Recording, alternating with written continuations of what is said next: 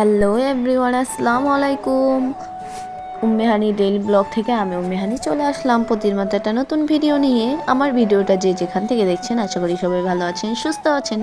আলহামদুলিল্লাহ আমিও আপনাদের দোয়া অনেক ভালো আছি, সুস্থ আছি। তো চলে আসলাম নতুন আর একটা ভিডিও নিয়ে। আজকে অনেক কাজ, আজকে আমি রোজার পূর্ব প্রস্তুতি করব। তো এই জন্য আমি আজকে সকাল সকাল ঘুম থেকে উঠে তোমাদের ভাইয়া বলল যে বায়না ধরেছে আমাকে ফ্রাইড রাইস রান্না করে দিবে। এখন আমি ফ্রাইড রাইস রান্না করার জন্য আমার ঘরে কিছুই ছিল না, পোলার চাল ছিল না। তো আমার কাছে কিছু চিকন চাল ছিল, তো আমি মনে করলাম সেই চালটা দিয়ে আমি রান্না করে দেই। আর এই জায়গায় সবজি দিয়েছিলাম, হচ্ছে টমেটো দিয়েছিলাম, আর হচ্ছে পুঁই শাকের ডাঁটা দিয়েছিলাম, পুঁই শাক দিয়েছিলাম, আলু দিয়েছিলাম।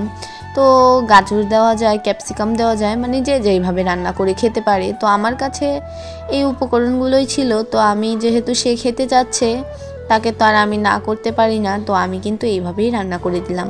আর যে ভালোবেসে একটা জিনিস যদি রান্না করে তাহলে রান্না কিন্তু এমনিতেই মজা হয়। তো আমি কিন্তু অনেক ভালো করেই রান্না করেছিলাম, যেইভাবে রান্না করতে হয়। তো আমি প্রথমে পানির মধ্যে একটু তেল দিয়ে লবণ দিয়ে আমি ভাতটাকে 80% মতো সেদ্ধ করে নিয়েছিলাম। তারপর একটা চালনিতে আমি চালগুলো মেলে দিয়েছি। তারপর আমি এই সবজিটা এখন তেলের মধ্যে ভেজে নিচ্ছি আর দিয়ে দিলাম একটা ডিম। তো আমি কিন্তু ফ্রাইড রাইস এর আগেও রান্না করেছি, তো প্রায় রান্না করে দিই তোমাদের ভাইয়াকে, সে কিন্তু অনেক পছন্দ করে ফ্রাইড রাইসটা। তো আমি বললাম যে আমার কাছে তো এখন চাল নেই, তুমি রান্না করে তুমি খেতে চাচ্ছ, কি করব? বলছে তুমি রান্না করে দাও, আমি এইভাবেই খাবো। আর এই তো ফ্রাইড রাইসটা এখন চালগুলো দিয়ে দিয়েছিলাম। এখন আমি আরেকটু নেড়েচেড়ে আরেকটু রান্না করে নেব, এতে করে চালটাও ভাঙবে না আর ভাতটাও অতটা নরম হবে না, একদম ঝরঝরা হবে। আর আমি কিন্তু এইভাবেই ফ্রাইড রাইস রান্না করি, একদম ইজিভাবে। তো তোমরা কিন্তু দেখতেই পাচ্ছ আমার ভাতের কালারটা মানে এত সুন্দর হয়েছে যে বলার বাহিরে। এই জায়গায় কোনো প্রকার হলুদ মরিচ কিছু ব্যবহার করব না, জাস্ট একটা মশলা দেব। আমি হচ্ছে নুডলসের মশলা ছিল, তো ওই মশলাটাই দেব। এই জায়গায় ম্যাগি মশলাও দেওয়া যায়। আর দেব হচ্ছে সস, কিছু সস দিয়ে দিলাম। এখন আমি কিন্তু এই সসটা নিজেই তৈরি করেছি, যেহেতু তোমাদের সাথে শেয়ার করলাম সেই সসটা ছিল। তো আমি তো 1 বছরের জন্য সসটা তৈরি করেছি, আর সসটা মানে এখনও ভালো রয়েছে।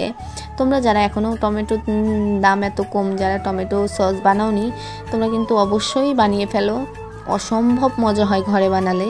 আর এই যে আজকে ফ্রাইড রাইসটা রান্না করেছি, রান্নাটা এত মজা হয়েছে। সকাল সকাল ঘুম থেকে উঠে তোমাদের ভাইয়া তো বলছে যে অনেক সুন্দর হয়েছে মাশাল্লাহ। আর এই জায়গায় আমি হচ্ছে চিকেন ফ্রাই করে দিয়েছিলাম তার জন্য। এই তো আমি প্লেটটা একটু সাজিয়ে তোমাদের সাথে শেয়ার করলাম। তো ফ্রাইড রাইসটা রান্না করা হয়ে গিয়েছে, এখন সে অফিসে চলে গেলে আমি আমার রমজান মাসে যে পূর্ব প্রস্তুতির সব কিছু, সেইটা আমি তোমাদের সাথে আজকের ভিডিওতে শেয়ার করব। তো আমার ভিডিওর এই পর্যায়ে আমার সেই কোনো কথাটা বলে নিচ্ছে, আমার ভিডিওর কোনো জায়গা বা কোনো অংশে যদি একটু ভালো লাগে প্লিজ একটা লাইক দিয়ে দিবে। আর যারা এই ধরনের ভিডিও পছন্দ করো তারা চাইলে আমার চ্যানেলটাকে সাবস্ক্রাইব করে দিবে। আর এই তো কথা বলতে বলতে আমার কিন্তু ছোলাগুলো হচ্ছে আমি প্রেশার কুকারে দিয়ে সেদ্ধ করে নিয়েছি। আর আজকে আমি আরেকটা রেসিপি দিলাম, এটা হচ্ছে ট্যাং বানানো। তোমরা কিন্তু বাসায় অনেক ইজিভাবে ট্যাং বানাতে পারো, শুধু দরকার 3টা জিনিস। একটা হচ্ছে চিনি, আর একটা হচ্ছে সাইট্রিক অ্যাসিড, আর হচ্ছে ফুড কালার। তো এই 3টা জিনিস দিয়ে কিন্তু আমি এত সুন্দর করে আমি ট্যাং বানিয়ে নিয়েছি। সাইট্রিক অ্যাসিডটাও আমি বানিয়েছি, তোমরা কিন্তু কিনতেও পাওয়া যায়। তো আমি কিন্তু বানিয়ে নিয়েছিলাম সব। আর এই তো আমার ছোলাগুলো সেদ্ধ করা হয়ে গেছে। আর এই যে বেসন কিন্তু আমি নিজের হাতে তৈরি করেছি। বেসনটা হচ্ছে আমি বেসনের ভিতর মসুরির ডাল, পোলার চাল, আর হচ্ছে বুটের ডাল, তারপরে মুগ ডাল, এইসব মিশিয়ে আমি ব্লেন্ডার করে নিয়েছি, আর কিছু আলো চাল। তো এইবারে আমি মশলাগুলো ঢেলে নিচ্ছি। আর আমরা কিন্তু দেখতাম যে আমাদের ছোটোবেলায় দাদি মা, দাদি নানি সবাইকে দেখেছি রমজানের প্রস্তুতি নিতে। এজন্য আমিও শুরু করে দিলাম। রমজানের অগ্রিম শুভেচ্ছা সবাইকে। আর রমজান মাস হচ্ছে ইবাদতের মাস, রহমতের মাস, বরকতের মাস। রমজানে তবু কিছু কাজ আছে, এই কাজগুলো যদি আমরা গুছিয়ে রাখি তাহলে পরে কিন্তু অতটা কষ্ট হয় না। আমরা আল্লাহর ইবাদত বন্দেগীতে সবসময় তখন আমরা মশগুল থাকতে পারবো।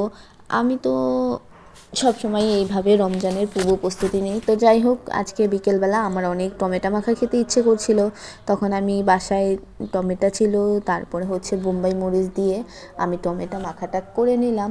আর এই জায়গায় 2টা বোম্বাই মরিচ দিয়েছি, এত পরিমাণ ঝাল হয়েছে যে আমি তো খেতেই পারতেছিলাম না, তবুও আমি অনেক ঝাল খেতে ইচ্ছে করছিল আমার। বিশ্বাস করবা না তোমরা, এত পরিমাণ ঝাল হয়েছে।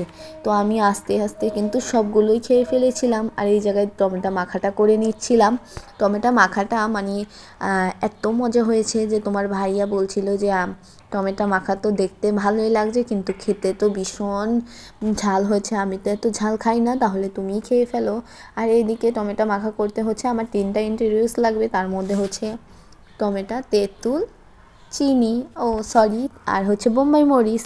তো এই কয়টা জিনিস দিয়ে কিন্তু আমি আরামসে টমেটো মাখাটা করে নিলাম। আর বাসায় যদি শসা থাকতো তাহলে আমি শসা দিয়েও হচ্ছে টমেটো মাখাটা দিয়ে করলে আর একটু ভালো হতো, একটু ঝালটা মনে হয় কম হতো। তো আজকে ভিডিও এই পর্যন্তই। আল্লাহ হাফিজ, আসসালামু আলাইকুম।